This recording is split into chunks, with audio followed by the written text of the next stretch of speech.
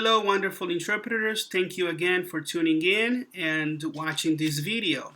Now, as you have read the title, Local 1671 election, and I have been nominated. So that's what I want to talk to you about Local 1671 having another election, why they're having it, a position that I have been nominated to, and my decision, and so what brought us here in the first place. But before I do that, I want to say thank you for those of you that have watched my latest video. I know that it was an hour and 15 minutes. We met with Susan Campbell that Tuesday before Thanksgiving, and we wanted to put that video out before Thanksgiving and the long weekend, so you guys had a chance to could have a chance to watch it. And because of that, I didn't edit it. I had some problems with YouTube, with the graphics and all that. But anyways, it got uploaded, and you guys watched it, and I have seen some pretty hilarious reactions already. Some good reactions, some very not good reactions. But it's okay, because it's making, the video is having its purpose fulfilled, which is, engaging you guys, informing you, and hopefully, encouraging you to actually take action and participate in what we do in this whole process. Now, with that said, I want to show you why Local 1671 is having another election real quick. This video is not going to be an hour. It's going to be way less than that, I promise you. So thank you for watching this. Let me get back right into it, and let me make sure that you guys can see me right here. Okay, so December notice of election. Ballots due on December 25th, 2019 by 5 p.m. And this is what explains why we're having another election. Now, if you're not a Local 1671 member, you probably didn't get this. Even if you cover appointments for ULS, you cover DSHS appointments, but you're not a member of Local 1671, you probably did not get these emails. So if you didn't get it, if you didn't get this communication, that's why I'm reading this to you. Interpreters United, Local 1671, Council 28, call for nominations. Nominations were due on December 4th this year by 5 p.m. It says right here, you will recall that at our summer 2019 statewide meeting, we passed some constitutional amendments. These constitutional amendments have had some unforeseen consequences. On October 21st, our then Local 1671 president, Leroy Mold, many of you know him, received a letter by regular mail written by AFSCME President Lee Saunders informing Local 1671 that AFSCME had rejected our 2 months transition period. That's the main reason why they're having an election. Furthermore, AFSCME decided that Local 1671's elections should happen every December of odd years, this is an odd year, to better align them with the calendar year. Accordingly, Local 1671 is now required to hold yet another election, even though we just had one a month ago. Please read our amended Constitution. We're not going to get into that. I just wanted to show you why there is another election. So if we go to page 4, it's going to show the vacant positions right here. Now, the leaders that you met and saw when we went to Olympia last year, their leaders from Local 1671 are no more. They have elected new leaders, but because we're having another election, those positions are going to be up for election again. So these are the positions, okay? The whole executive board pretty much, and the terms are going to be from January 7th, 2020 to January 1st, 2022. These are the positions: president, vice president, secretary, treasurer, and the district chairs. Now, with that said, I'm going to close this and make myself a little bigger and talk to you about the nomination process and why pretty much I accepted a nomination. So I have decided to accept the nomination that I was proposed. I have been nominated for the position of vice president with Local 1671, and I am honored to say yes. Now, this is going to be somewhat of a shock to some of you, maybe some of you that sometimes, view things that I do negatively, and that's okay. You are entitled to your opinion. But for those of you that follow me, for those of you that have seen what I have done since I got involved into this process, it's not going to be that much of a shock. And for those of you that support me, I want to say thank you. Now, how did I come to accept this nomination? I have learned through dealing with what we went through when we went to Olympia that, a lot of things were thrown our way. We were not prepared for the law that was going to pass. Mistakes were made. Local 1671 leaders did not reach out to those LNI interpreters that were not part of the union to let them know, we're going to have this law, we're going to draft this law, let us have your input. I have been a member of Local 1671 since 2012, even though I was very present when they started organizing, back in 2009. But I was a member since 2012, and I have covered, Medicaid appointments. I have covered appointments, with CTS, DSHS appointments. But you guys know that the bulk of my work, what I make a living, and what I do to make a living is, interpreting for injured workers in the LNI system. And so I wasn't involved at the leadership level up until February 2018 when we went to Olympia. We found out what happened. We, of course, expressed these concerns like, hey, we were not involved in this. And so we were able to introduce these amendments that, to still advocate for more participation for independent interpreters and for LNI to decide, and have more options. But with that said, what I have learned is that, because of that, as you saw in my last video, I talked about the RFP process that I was privileged to be invited to. I made a post about it by July. If you follow my Facebook, it's nothing new. But in this video, I actually, showed some notes, showed some documents and stuff like that. And because of my involvement with Wfse and Local 1671, and because of being willing to participate in the discussion, be available to express my opinion, I was invited to meetings that they had regularly with LNI. They were the union that drafted this law, and so they had regular meetings to suggest, to show concerns, as you saw in the video, when it comes to an RFP, to the scheduling system and all that. Now, I want to say something before I continue. There is a difference between negotiating and advocating. Anyone could have a meeting with Susan Campbell or LNI staff. I do it as much as I can and as much as they are available and are willing to meet me.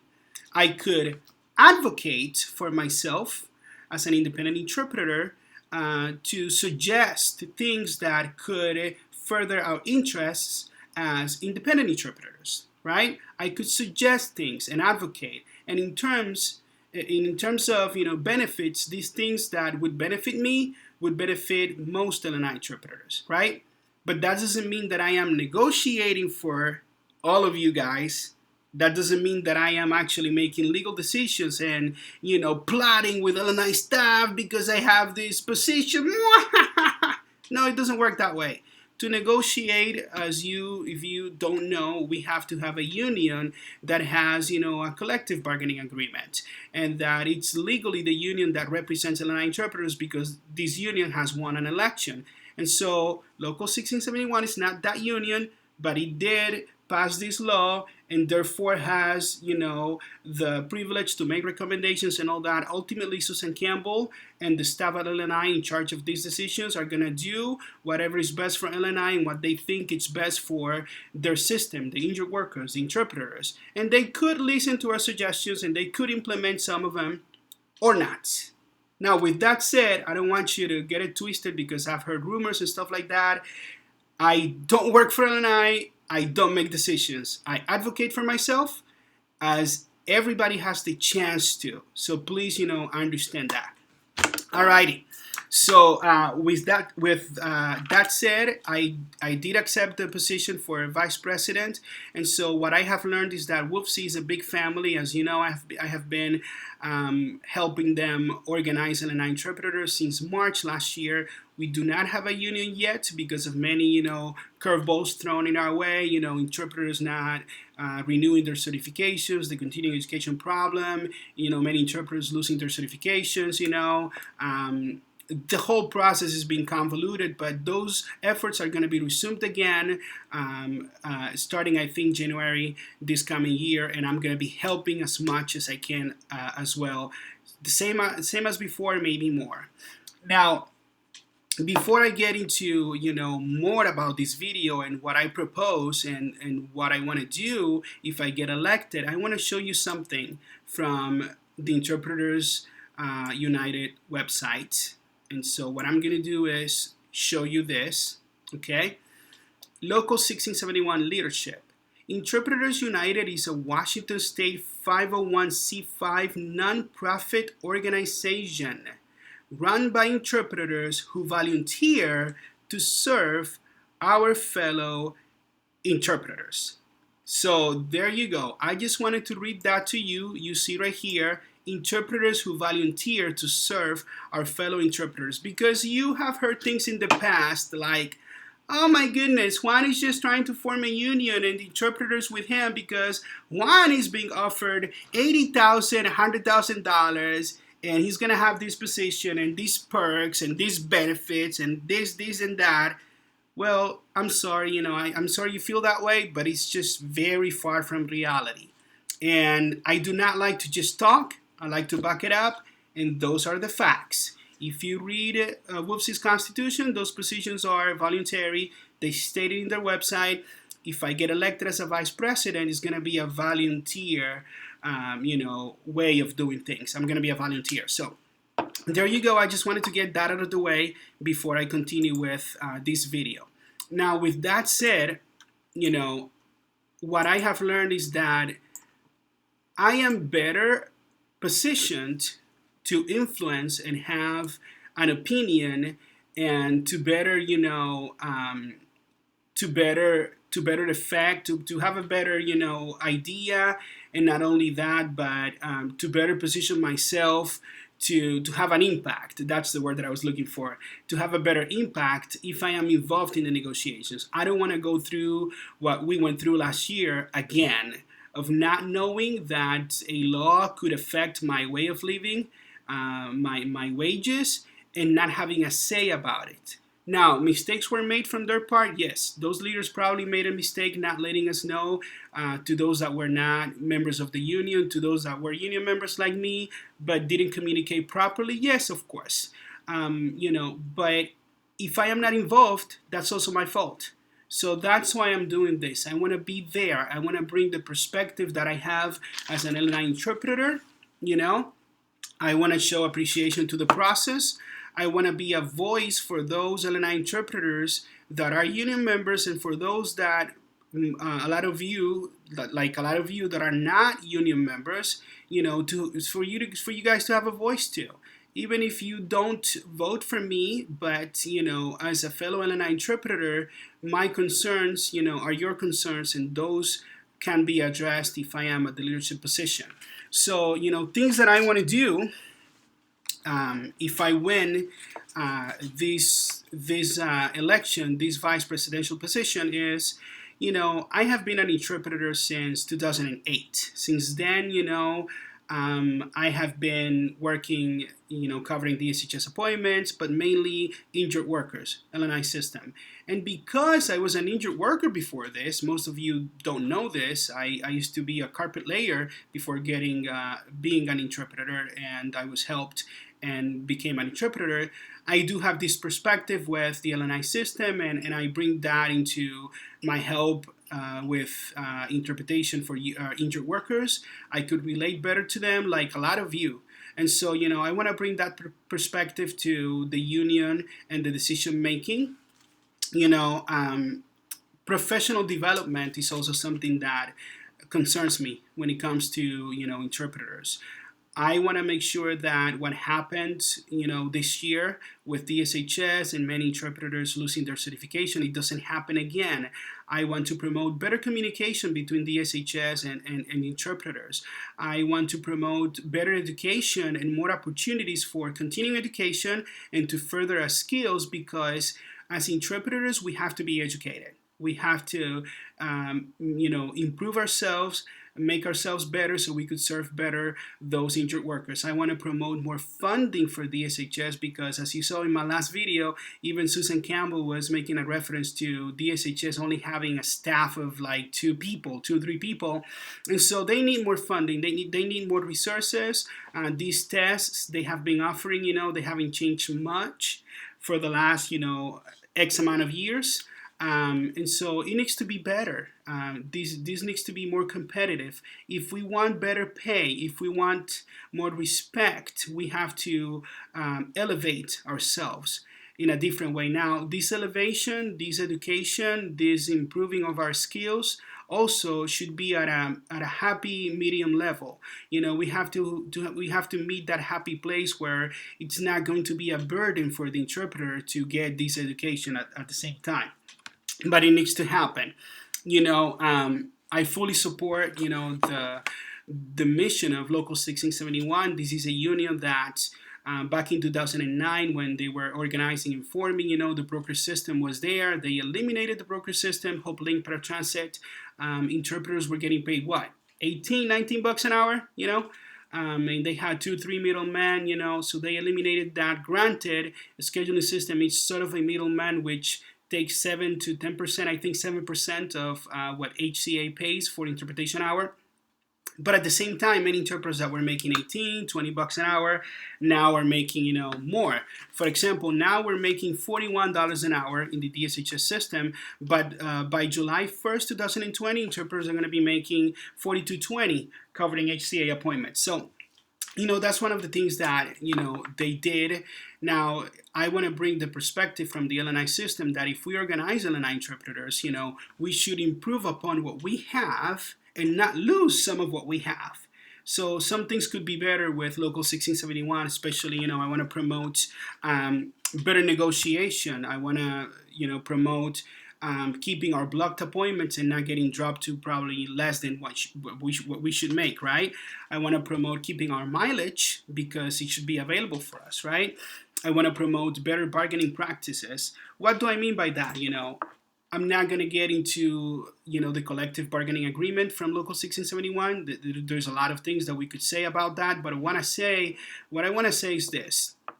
If we're going to have a union, DSHS or LNI, it should be to improve upon what we have. Upon what we have.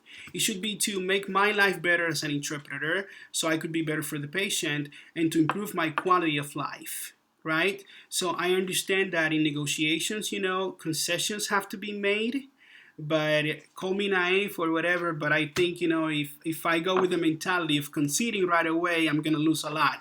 I think, in bargaining, you should go with the mentality that you're going to be asking for 150% in hopes of getting 90 or 95, and of course, I'm willing to educate more myself about these things and to be better. But I think, if we're going to have a bargaining team, it has to be composed of a lot of interpreters and competitive people that are eloquent, that are willing to get trained, educated, and they have to be the best negotiators available. That's one of the things that I want to advocate for if I get elected for this position of vice president.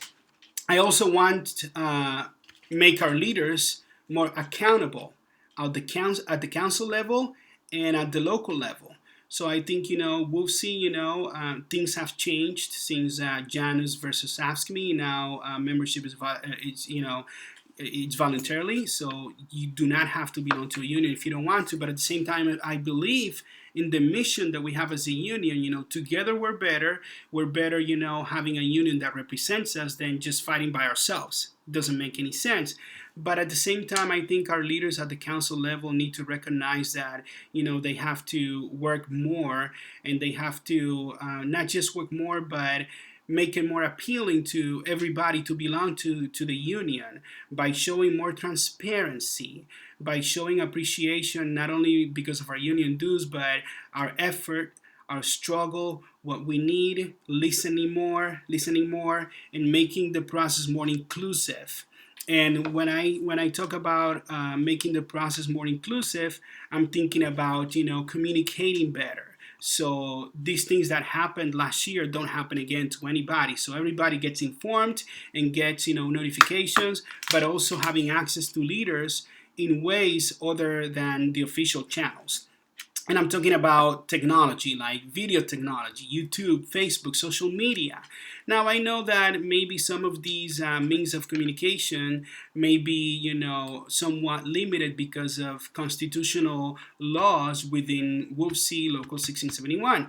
And one of the things that I want to bring to the table is to review these, if possible, maybe making an amendment here and there, but to make leaders aware that times are changing and we have technology at our disposal, that should be used and implemented to better facilitate communication between members and leaders, and with the bargaining team members as well.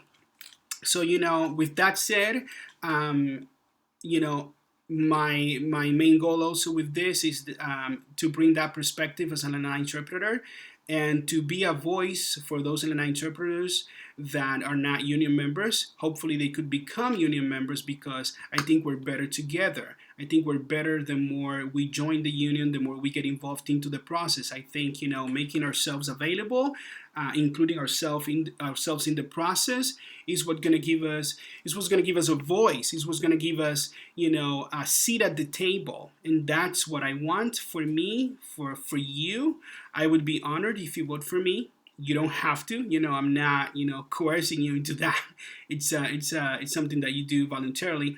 But at the same time, I want to say that as of the making of this video, I'm trying to see if I could link a PDF file of my candidate statement into the description box of this video. The description box of this video on YouTube, I'm trying to see if I could put that candidate statement there, but it's going to be posted on Facebook. So my candidate statement is going to be there. Please read it. Consider, voting for me if you are a member of Local 1671. I would be honored. To those of you that have supported me, thank you. To those of you that don't support me, at least try to reach out and maybe tell me why you don't, or if you have any suggestions, that would be appreciated. If not, that's okay too. Thank you so much for watching this video. God bless you. Pertinent links are going to be in the description box and on the Facebook post. Thank you. Have a good day or night, depending on what time you're watching that video and the upload time. God bless.